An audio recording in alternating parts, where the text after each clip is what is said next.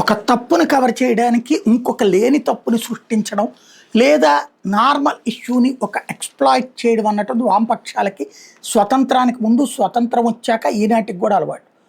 మొన్న అసద్ అనేటటువంటోడెళ్ళి సూర్య అనేటటువంటి కుర్రోడిని ప్రాణాలు తీసినటువంటి ఉదంతం, బక్రీద్ సందర్భంగా గొర్రెని చంపినట్టు చంపేస్తామని చెప్పేసి చంపడం, ఆ తర్వాత అసద్ ఎన్‌కౌంటర్ జరిగితే దాన్ని కౌంటర్ చేయడానికి ఒక సబ్ ఇన్స్‌పెక్టర్‌ని పోలీస్ స్టేషన్‌లోనే రేప్ చేశారు ఉన్నతాధికారులు. అమ్మాయి ఏడుస్తోంది చూడండి యోగి ఆదిత్యనాథ్ ఎట్లాంటోడో అంటే దాని కింద కామెంట్లు చూశాను. పచ్చి బూతులు మోడీని, యోగి ఆదిత్యనాథ్. అంతా అందులో మూడొంతుల మంది కమ్యూనిస్టు భావజాలికులు ఉన్నారు.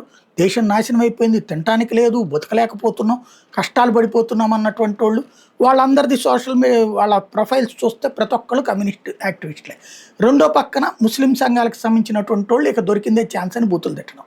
ఇది ఒక స్ట్రాటజిక్గా విష ప్రచారం ఎట్లా చేసి సోషల్ మీడియాని ఇప్పుడు అక్కడ కన్సర్న్ పోలీస్ ఆఫీసర్ మీద చర్య తీసుకున్నారు లేదా, వీళ్ళు చూసారా లేదా? లేదు.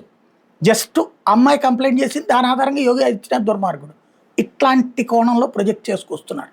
అదే ఉత్తరప్రదేశ్లో కనీసం ఒక్క సీటు కూడా గెలవదు కమ్యూనిస్ట్. కానీ ఇక్కడున్న వాళ్ళ మీద మాత్రం విష ప్రచారం చేస్తే దేశవ్యాప్తంగా కమ్యూనిజం అంటే రియాలిటీ కాకుండా ఒక భ్రమల ప్రపంచంలో, ఊహల ప్రపంచంలో వాళ్ళు బ్రతుకుతూ ప్రజలకి దేశానికి వ్యతిరేకంగా చైనా గొప్పదిగా, రష్యా గొప్పదిగా, మనందరం పరిగిమాలినటువంటి వాళ్ళం కిందన ఆత్మవిశ్వాసం లేని జాతిగా మనల్ని మార్చడం 70 ఏళ్ల నుంచి కష్టపడి సక్సెస్ అవుతూ వచ్చారు. ఇప్పుడిప్పుడే ప్రజలు చైతన్యవంతులు అవుతుంటే తప్పుడు ప్రచారంతో మళ్ళీ తప్పుదో పట్టించే ప్రయత్నం చేస్తున్నారు. ఇది ఎందుకు చెప్పాల్సి వస్తుంటే, ఇప్పుడు మధుర అనేది ఎక్కడుంది? ఉత్తరప్రదేశ్లో ఉంది. అక్కడ యోగి ఆదిత్యనాథ్ సర్కార్ ఒక స్వామీజీని అరెస్ట్ చేయించింది. గోవర్ధన్ పోలీస్ స్టేషన్లో ఇది జరిగింది, మధురా డిస్టిక్లో జరిగింది.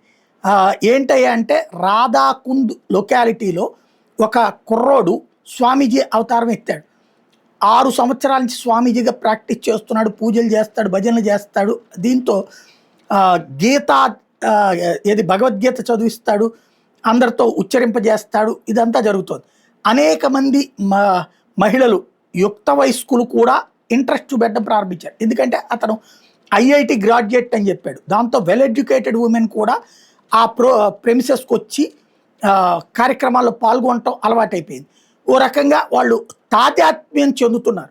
ఈ తాదాత్మ్యాన్ని అడ్డు పెట్టుకుని అతను చివరికి అదేది మత్తుకు అలవాటు చేశాడా, ఏం చేశాడో తెలీదు, వాళ్ళు ఆ ఆశ్రమం వదలనంటారు. ప్లస్ లైంగిక పరమైనటువంటి కార్యకలాపాలు చేశాడని ఒక ఎడ్యుకేటెడ్ అమ్మాయి బయటపెట్టింది. రూర్కేలో ఐఐటి చేశానని చెప్పేటటువంటి ఇతను 2017, 2021 మధ్యలో ఇంజనీరింగ్ చేశానంటూ మిగతా వాళ్ళని చెప్తా వచ్చాడు. అది ఎంతవరకు నిజం అన్నది పక్కన పెడితే, ఇతను లైంగికంగా అవతల వాళ్ళని వేధించాడన్నటువంటి కంప్లైంట్ అందిన వెంటనే అతను స్వామీజీ అని, భగవద్గీత చెప్తాడని అన్నీ తెలిసినా సరే ముందు అరెస్ట్ చేశారు, విచారిస్తున్నారు.